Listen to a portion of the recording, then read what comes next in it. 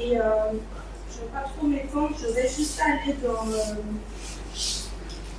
À un moment donné, elle ramène les serviteurs, les visiteurs chez elle. Il y en a qui ne connaissent pas l'histoire. On va lire, hein? Bien sûr. Oui, on va lire. Tu sais qu'il n'aime pas lire. On va lire. On va lire. Ah, c'est le manger le midi. C'est ça. La Chine de frère. Alors, on était à partir du 27. 27. Non, 27. C'est qui lit? Je lis. Vas-y. Béni soit Yahweh, l'Élohim de mon Seigneur Abraham, qui n'a pas cessé d'exercer sa bonté et sa fidélité envers mon Seigneur. Lorsque j'étais en chemin, Yahweh m'a conduit dans la maison des frères de mon Seigneur. La jeune fille courut et rapporta toutes ces choses à la maison de sa mère. Rebecca avait un frère du nom de Laban. J'arrête juste avec, tu vas reprendre. On a dit à la maison de sa mère, on n'a pas dit à la maison de son père. Donc normalement, dans cette société-là, c'est la maison du père. C'est la maison de la mère. Ça nous dit déjà quelque chose sur le foyer. On continue. Rebecca avait un frère du nom de Laban qui courait dehors vers l'homme près de la source. Il avait vu l'anneau et les bracelets aux mains de sa sœur. Et il avait entendu les paroles de Rebecca, sa sœur, disant « Ainsi m'a parlé l'homme. » Il vient donc à cet homme qui se tenait auprès des chameaux, près de la source. Et il lui dit, « Entre, béni de Yahweh, pourquoi te tiens-tu dehors? J'ai préparé la maison et une place pour tes chameaux. » Et l'homme entra dans la maison de Laban, fit décharger les chameaux, et il donna de la paille et du fourrage aux chameaux. Il apporta de l'eau pour laver les pieds de l'homme et les pieds de ceux qui étaient avec lui. Il mit en face de lui de quoi manger, mais il dit, « Je ne mangerai pas avant d'avoir parlé de mon affaire. » Parle, dit à Laban. Alors il dit, « Je suis serviteur d'Abraham. Yahweh a extrêmement béni mon Seigneur et l'a rendu puissant. Il lui a donné des brebis, des bœufs, de l'argent, de l'or, des serviteurs, des servants et des chameaux et des ânes. Sarah, la femme de mon Seigneur, a enfanté dans sa vieillesse un fils à mon Seigneur et lui a donné tout ce qu'il possède. Mon Seigneur m'a fait jurer en disant, tu ne prendras pas de femme pour mon fils parmi les filles des Cananéens dans le pays duquel j'habite. Mais tu iras à la maison de mon père et de ma famille prendre une femme pour mon fils. J'ai dit à mon Seigneur, peut-être que la femme ne voudra pas me suivre. Et il m'a répondu, Yahweh, devant la face de qui j'ai marché, enverra son ange avec toi et fera réussir ton voyage. Tu prendras pour mon fils une femme de ma famille, de la maison de mon père. Tu seras dégagé de ma malédiction quand tu seras arrivé dans ma famille. Si on ne te la donne pas, tu seras dégagé de ma malédiction. Je suis entré aujourd'hui à la source et j'ai dit, ô Yahweh, Elohim de mon Seigneur Abraham, si tu daignes faire réussir le voyage que j'ai entrepris, voici, je me tiendrai près de la source d'eau. Qu'il arrive que la jeune fille qui sortira pour puiser et à qui je dirai, laisse-moi boire, je te prie, un peu d'eau de ta couche, et qui me répondra, bois toi-même, et je puiserai aussi pour tes chameaux, que cette jeune fille soit la femme que Yahweh a destinée au fils de mon Seigneur. Avant que j'ai fini de parler en mon cœur, voici, Rebecca est sortie, ayant sa couche sur son épaule. Elle est descendue à la source et a puisé de l'eau. Je lui ai dit, donne-moi à boire, je te prie. Elle s'est empressée d'abaisser sa couche de dessus son épaule et m'a dit, bois, et même je donnerai à boire à tes chameaux. J'ai donc bu, et elle m'a aussi donné à boire aux chameaux. Puis, je l'ai interrogée en disant, de qui es-tu fille? Elle a répondu, je suis fille de Bethuel, fille de Nachor et de Milka. Alors je lui ai mis un anneau à son nez et des bracelets à ses mains. Puis je me suis inclinée, j'ai adoré Yahweh et j'ai béni Yahweh l'Élohim de mon Seigneur Abraham, qui m'a conduit fidèlement afin que je prenne la fille du frère de mon Seigneur ou son fils. Maintenant donc, si vous voulez user de bonté et de fidélité envers mon Seigneur, déclarez-le-moi. Sinon, déclarez-le-moi aussi que je me tournerai à droite ou à gauche. Laban et Bethuel répondirent en disant, et dirent, cette affaire vient de Yahweh, nous ne pouvons pas te parler ni en bien ni en mal. Voici Rebecca est devant toi, prends-la et va, et qu'elle soit la femme du fils de ton Seigneur, comme Yahweh l'a dit. Lorsque le serviteur d'Abraham eut entendu leurs paroles, il se prosterna à terre devant Yahweh. Et le serviteur sortit des objets d'argent et d'or et des vêtements, il les donna à Rebecca. Il donna aussi des riches présents à son frère et à sa mère. Puis ils mangèrent et burent, lui et les gens qui étaient avec lui. Ils passèrent la nuit. Le matin, quand ils furent levés, le serviteur dit, laissez-moi retourner vers mon Seigneur. Le frère et la mère lui dirent, que la jeune fille reste avec nous quelques jours encore, une dizaine de jours. Après quoi, elle s'en ira. Il leur répondit, ne me retardez pas, puisque Yahweh a fait réussir mon voyage. Laissez-moi partir, afin que je m'en aille vers mon Seigneur. Alors ils dirent, appelons la jeune fille et demandons-lui son avis. Ils parlèrent donc. Ils appelèrent donc Rebecca et lui dirent, veux-tu aller avec cet homme? Et elle répondit, j'irai. Alors ils laissèrent leur sœur Rebecca et sa nourrice partir avec le serviteur d'Abraham et ses hommes.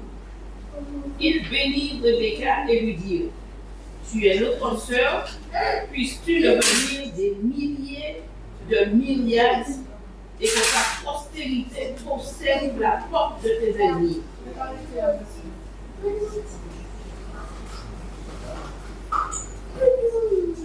Elle ramène les serviteurs chez elle. Dans un premier temps, Laban, ça c'est Laban et sa maman qui gère le foyer en fait. Ce foyer-là. Et en fait, dans un premier temps, ils disent oui, c'est ok, ça va bien, mon Seigneur. Et puis une nuit passe. Et puis la maman et le frère viennent, bon, finalement, elle reste un petit peu avec nous et puis on va te l'envoyer. Mais on ne sait pas s'ils allaient vraiment envoyer la soeur. Et là, elle dit, bon, eh bien, interrogeons la jeune fille. À cette époque, ça ne se fait pas. À cette époque, on te donne un mari, tu prends le mari, point. On ne te demande pas ton avis. Là, et en fait, il s'attendait, en gros, quand la fille elle est jeune, qu'elle dise, bon, ben oui, je vais rester. Mais en fait, là, Elle prend position, elle dit j'irai. Ce qui était inhabituel à cette époque. Parce qu'elle était jeune, elle pouvait. C'était resté, en plus le frère, c'est une figure d'autorité dans la maison. Mais non, mais elle prend position, elle dit, je ne connais pas Isaac, je n'ai jamais vu, mais j'accepte de rentrer dans ce plan. Puisqu'elle a compris que c'est le Seigneur qui est venu la chercher. Et là, elle prend position et elle dit, j'y vais.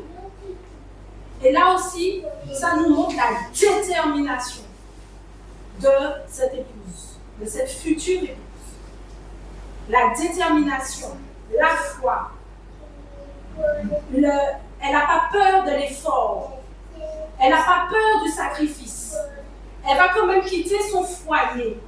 Elle va être, quitte ton père et ta mère, comme Abraham, vers la terre que je te montrerai. Mais Abraham était déjà grand. Elle était jeune.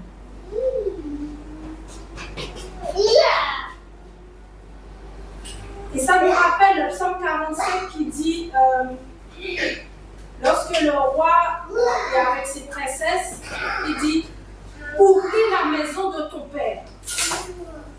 Oublie tes racines. Oublie d'où tu es sorti et viens vers moi.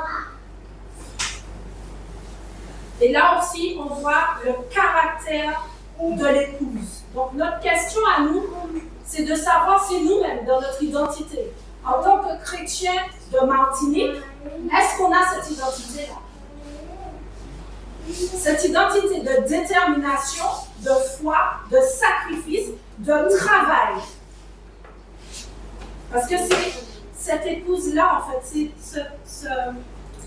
c'est ces critères-là, c'est même pas les critères d'Isaac, en fait, c'est les critères du Père, c'est les critères d'Abraham. Et c'est des critères de notre papa. Il recherche une épouse dans toutes les nations. En Martinique, il recherche une épouse. Amen. Avec un grand E. Et voici les caractéristiques de l'épouse qu'il recherche. Vous voulez dire quelque chose? Je pose une question. Qui a quitté son père? Qui a quitté sa mère pour se ici?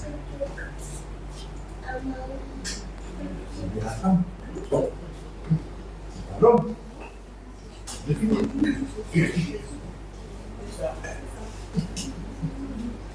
Donc,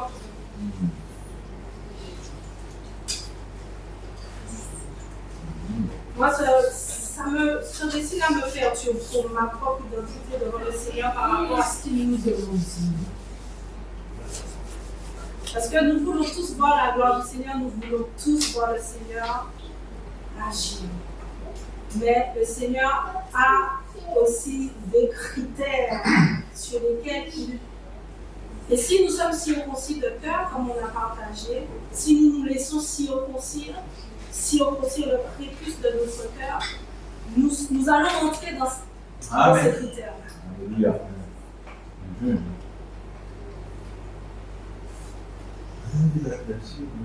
Le thème, c'est le plus beau mariage.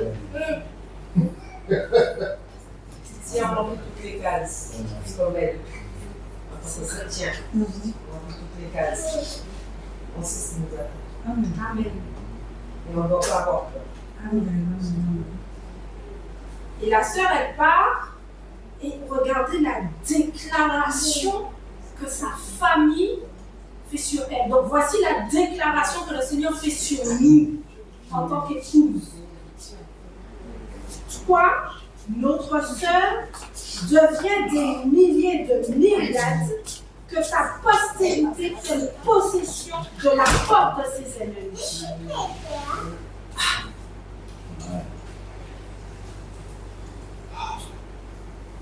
Voici l'identité de l'épouse.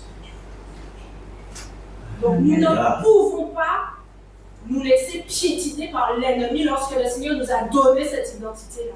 Amen. Lorsque Parce qu'on est depuis un certain temps, tout le monde a dit qu'il est en train de faire, moi-même aussi. Donc, c'est pas possible. Puisque le Seigneur a déjà dit que notre postérité, la postérité de Rebecca par la foi, donc la postérité de Sarah, ensuite de Rebecca, ensuite de Rachel, ils prennent possession de la porte de ses ennemis. Amen. Identité de l'épouse. Amen. Yeah. La petite, elle repart avec ça sur son dos, sur le dos du chameau. Elle repart avec ça dans son cœur. Alléluia. La bénédiction de sa famille. Amen.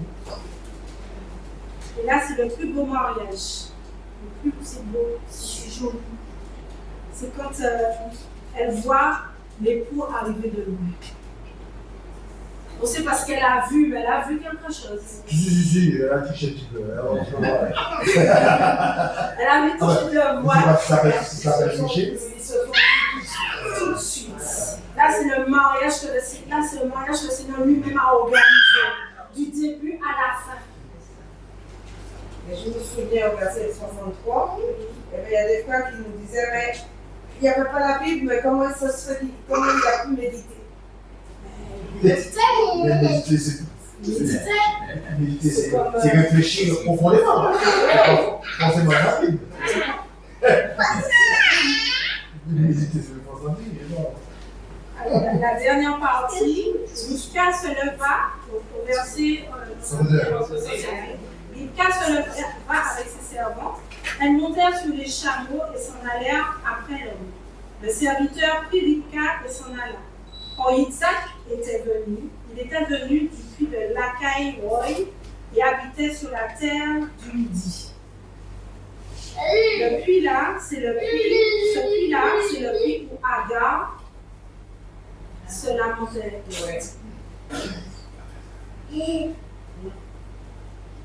C'est un puits de pleurs, de lamentation. Donc il pleurait La mort de sa mère. la mort de sa maman. Ça devait être un petit chouchou. Non? Le fond de la vie, c'était un petit chouchou. Je peux dire. Mais oui. Donc il pleurait, il avait besoin.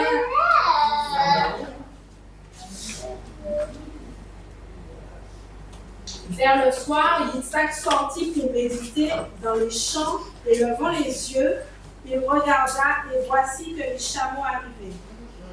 Rivka leva aussi les yeux et Yitzhak est descendu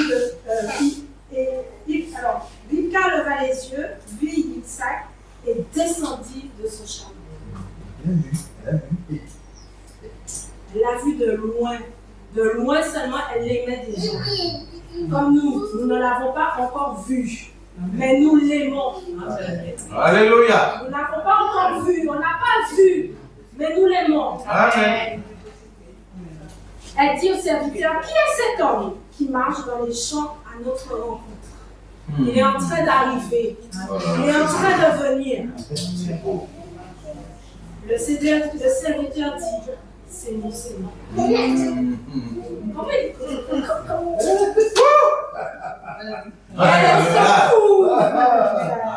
L'assurance.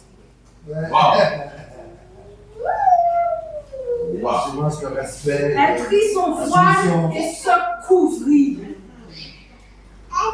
La révérence, le respect, l'honneur, le voile, l'humilité. Le voile qui va être ôté que dans l'intimité. L'obéissance. Franchement, la révérence. Le serviteur relata à Isaac toutes les choses qu'il avait faites. Isaac la fit entrer dans la tente de Sarah, sa mère. Il prit Rivka pour sa femme et l'aima. Isaac fut consolé avec sa mère. Amen. Le Seigneur, sa consolation, c'est l'Église. Parce qu'il est venu annoncer d'abord à Israël, son peuple. qu'il est le Mashiach et qu'il est venu sauver l'humanité, mais le Mashiach, mais Israël l'a rejeté. Alors c'est qui la consolation du Seigneur? C'est l'Ecclésia. Il se console quand il voit l'Ecclésia. Il se console quand il voit la prestance du service de sa fille.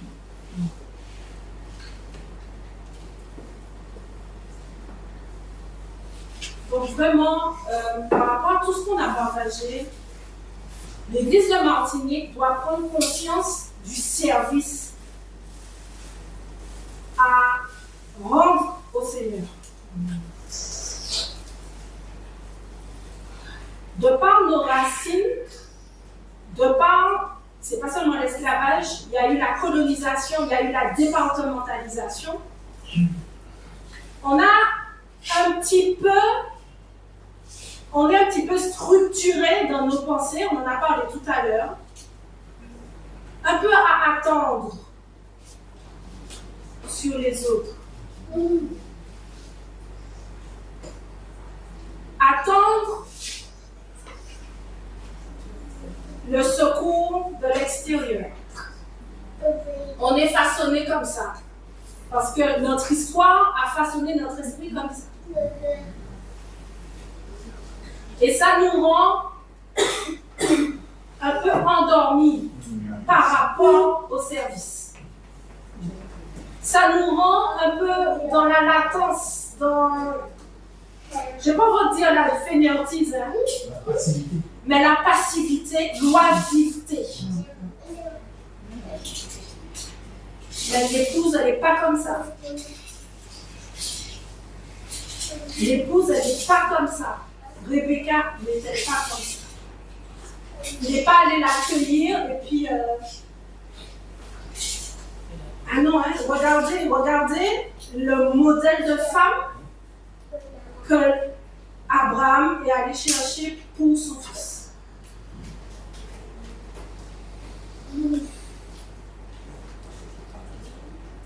Donc, tout ça pour nous dire que le Seigneur nous attend. On ne cesse de le dire, mais encore plus maintenant. Il y a des choses qui personnellement, moi, j'ai terminé, mais je veux juste dire. Moi, je ne sais pas ce qui se passe, mais je sais qu'il y a des choses qui sont en train de se mettre en place. Mon emploi de temps, il est serré, très serré. Je dis, Seigneur, je veux apprendre à jouer au piano parce que moi, je veux t'adorer. Je dis, je n'aurai pas le temps, hein, parce qu'il faut 3 heures par jour pour jouer. Je n'aurai pas le temps. Mais par contre, j'y vais quand même, on va voir. Le Seigneur me met en télétravail pendant au moins 6 mois renouvelables. Ça va durer. Ce qui me prenait le plus de temps, c'est mon travail. Et là, je vois que le Seigneur me montre de côté. Ça ne veut pas dire que je ne vais pas travailler, mais ça veut dire que j'aurai plus mon esprit. Parce que quand on n'est plus au repos, même quand on travaille ce soir, notre esprit est plus en repos. C'est vrai que ça s'est fait dans des circonstances particulières. Tout le monde a crié. Mais le Seigneur m'a fait comment? Je dis, mais le temps de mon repos, tu ne comprends pas. C'est toi qui ne comprends pas, en fait. On est plus disposé pour prier. Personne n'est dans ton bureau. Tu es seul. Et ça se passe là, dans la fin de l'année. Et je comprends que, en entendant les uns les autres, je comprends que le Seigneur est en train de nous préparer. Chacun, si c'est dans les épreuves, dans les machins, le Seigneur est en train de nous préparer parce qu'il veut qu'on revête cette identité-là de l'épouse pour entrer plus dans la prière, plus dans la détermination, plus dans la parole, plus dans tout ça. Alléluia.